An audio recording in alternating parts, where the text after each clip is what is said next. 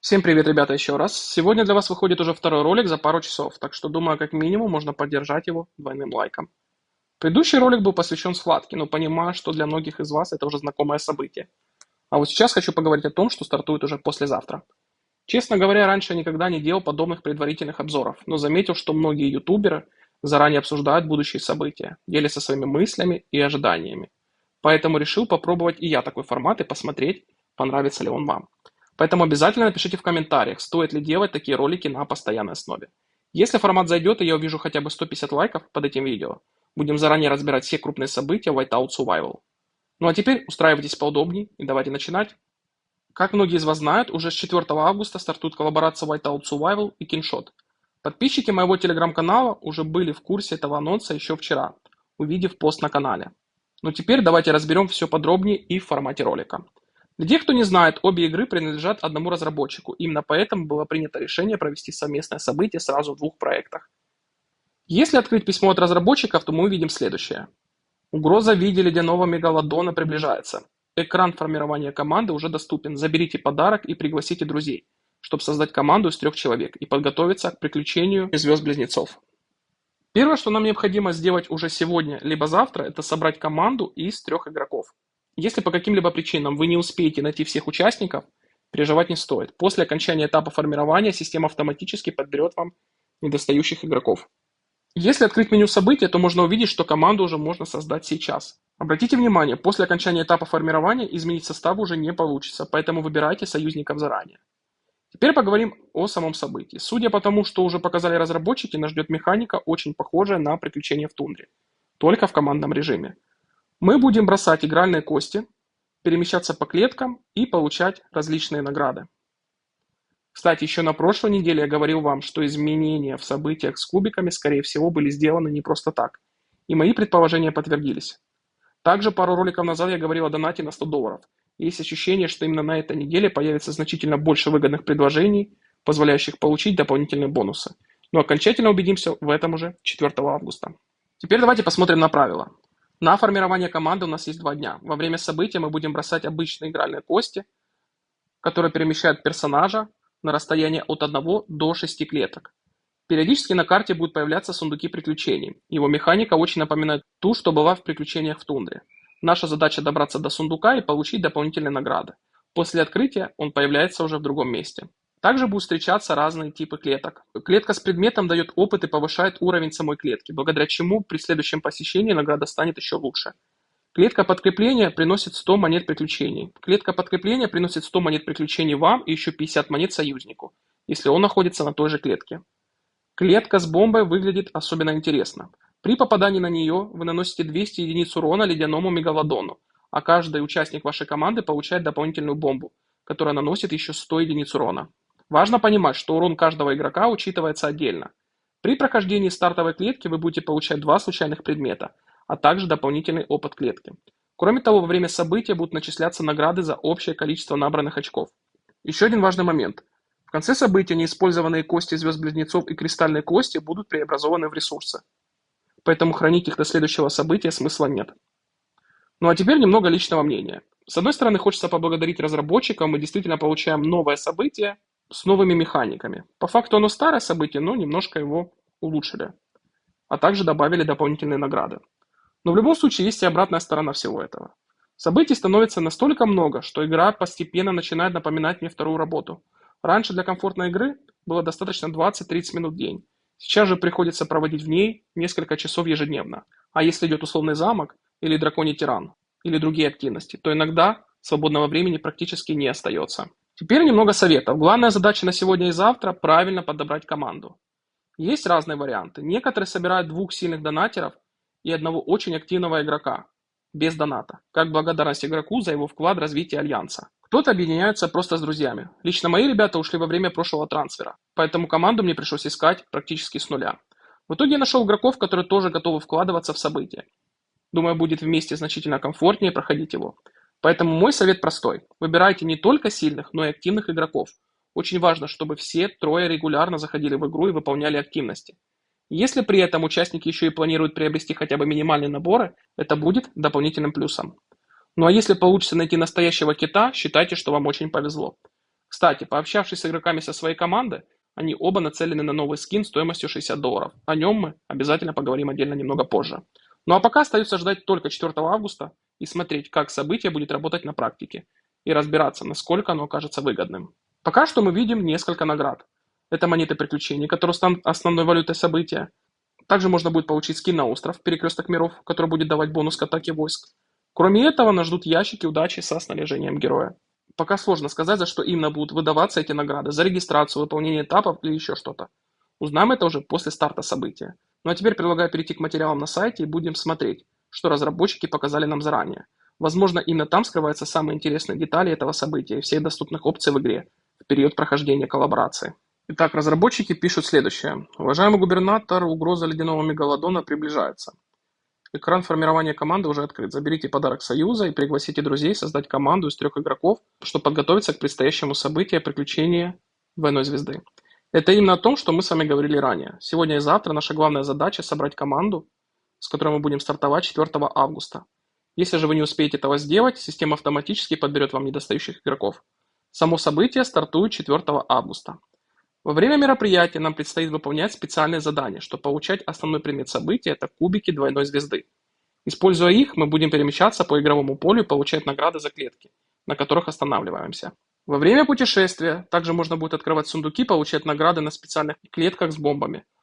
А вместе со всей командой будем сражаться против ледяного мегалодона. Помимо этого нас ожидают такие события, как приключения двойной звезды, путевой дневник замерзшего моря, 2 короля зимы, симфония Голубого океана, бонусы за пополнение и полярный магазин.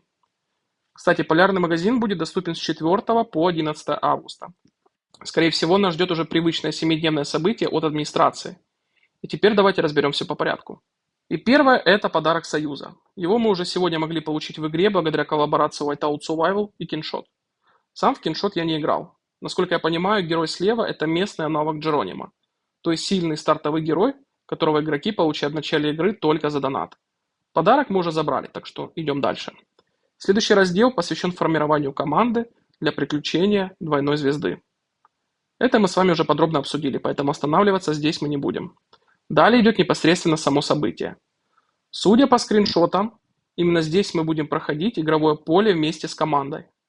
Слева отображаются ваши союзники, правда почему-то на изображении показаны только 2 медведя. Но это уже мелочи. Посмотрим, как все будет выглядеть после запуска события.